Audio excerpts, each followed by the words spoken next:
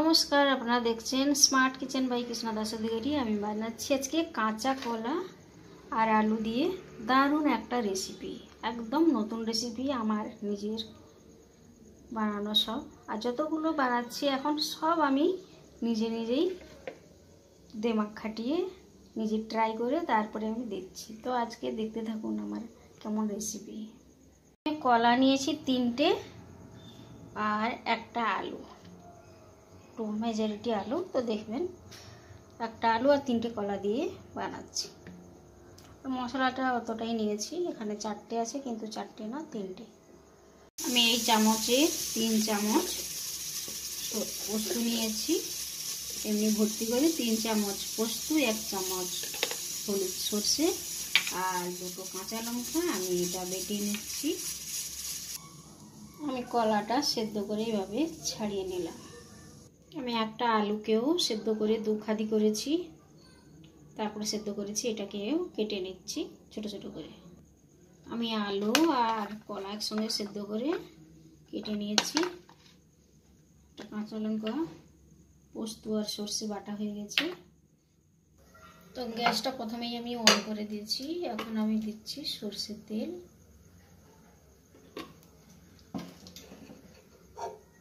সর্ষের তেল আমি এই 3 চামচ মতো, এটা পুরো 3 চামচ হবে না, যাই হোক তেলটা একটু দেখে, যে যেমন তেল খায়, আর লঙ্কাটাও দেখে, যে আমি লঙ্কা বেশি দিলে লঙ্কা বেশি দিতে হবে, যে যা স্বাদ মতো। তারপরে আমি দিচ্ছি এখন একটা তেজপাতা, একটু শুকনো লঙ্কা,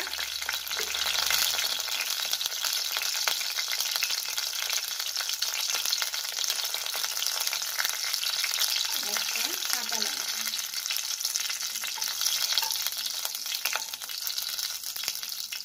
তারপরে দেবো আমি 5 ফোড়ন।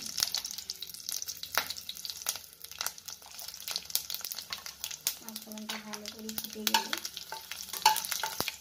ভাজা হওয়ার পর আমি দেবো আলু আর কলা।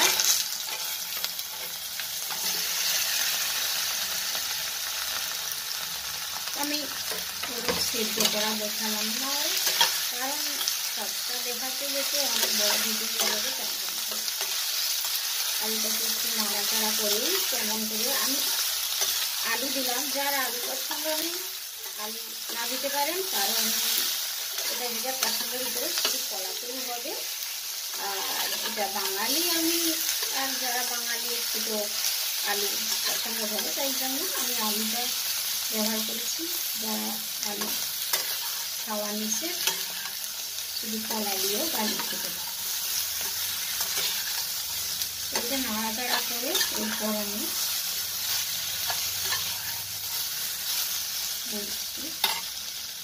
তারপর সামান্য আমি হলুদ দিচ্ছি।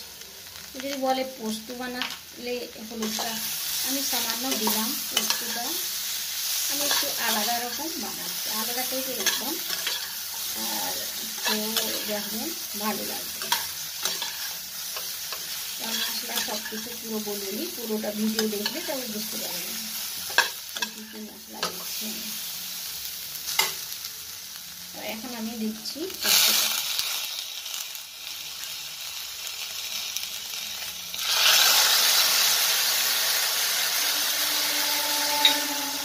বাটিটাও ধুয়ে দিয়ে দিলাম, আর ফুলে রেখেছি ফুল বাটা জলটা দিয়ে দিলাম।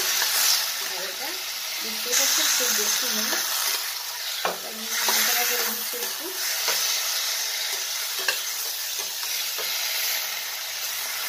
আমি এখনো নুন দেইনি, আর নুন দিয়ে সেদ্ধ করিনি এটা।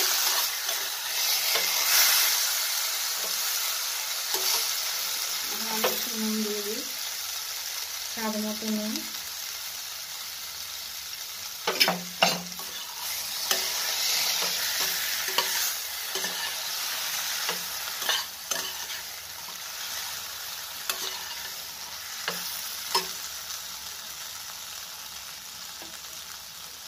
তারপরে ছোট্ট বাটির মধ্যে নিচ্ছি দই, আর একটু নেব, এতটা দই নিলাম, পুরো ভর্তি করে নিইনি 2 চামচ। তারপরে এটা ভালো করে আমি ফেটিয়ে নিচ্ছি। তারপরে আমি একটু লঙ্কা পাউডারের মধ্যে দিচ্ছি আর ফেটানো দই, আর একটু ধুয়ে জলটাও দিয়ে ভালো করে নাড়াচাড়া করে দেবো।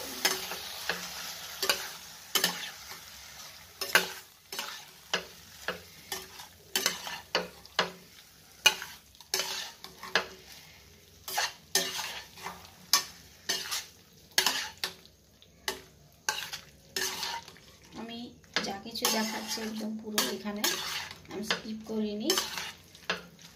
এটা ভালো করে নাড়াচাড়া করে এরপর আমি দেবো জল। এখন আমি জল দিচ্ছি।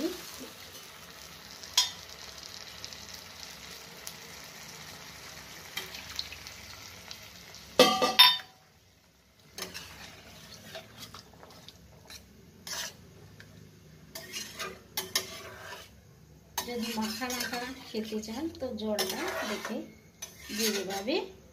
একটু যদি যে একদম শুকনো টাইপ খাবো তো 1 বাটি জল দিলেই হবে, সেদ্ধ জিনিস।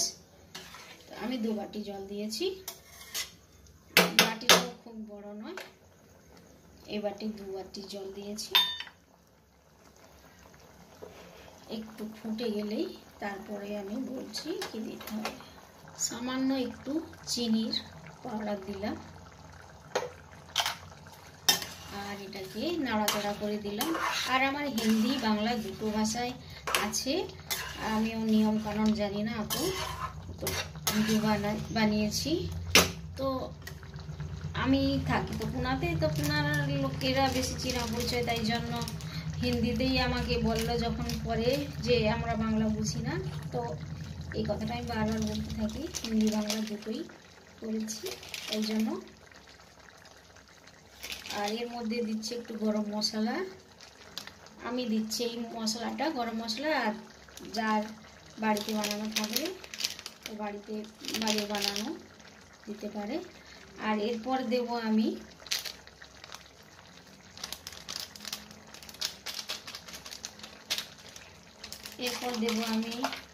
একটু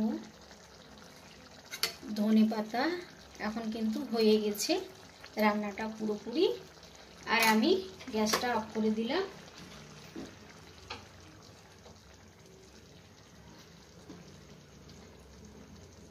একটা পাকা লঙ্কাও দিয়ে দিলাম এর মধ্যে।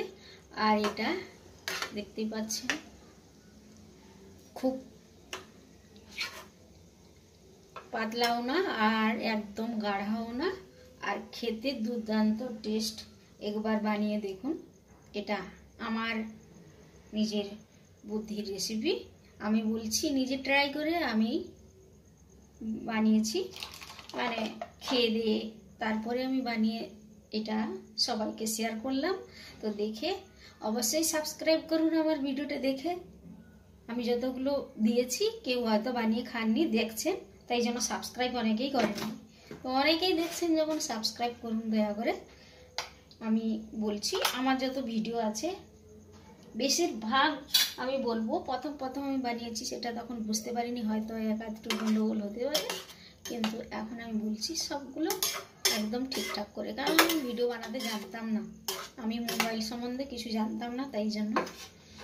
আর এটা দেখেই বুঝতে পারছেন যে কি দারুণ হবে খেতে, তো ফাটাফাটি হবে আমি বলছি। তো আজকের জন্য এতটা, টাটা বাই বাই।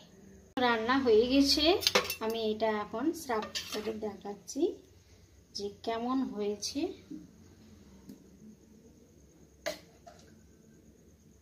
দেখলেই বুঝতে পারবেন রান্নাটা ফাটাফাটি পুরো। যার ভালো লাগবে এইভাবে রান্না, একবার খেলে ভুলতে পারবে না। তো আমি মশলা কি কি দিয়েছি এবং কিভাবে বানিয়েছি পুরোপুরি দেখলে তবে বুঝতে পারবেন, না তো বুঝতে পারবে না।